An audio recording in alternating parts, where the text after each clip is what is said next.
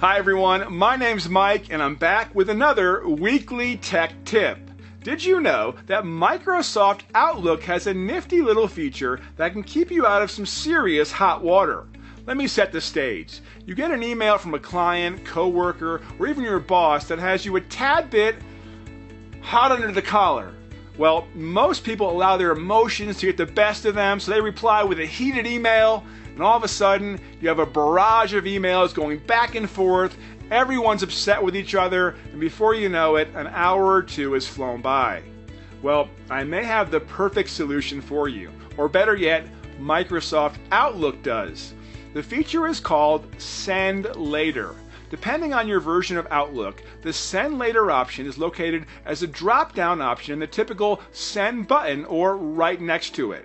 Again, depending on your version of Outlook, this location may vary. So, how do you use it?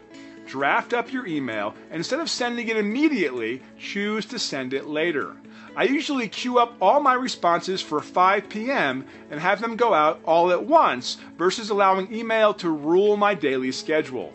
This not only prevents accidental outbursts, but also saves you in terms of productivity and efficiency throughout the day.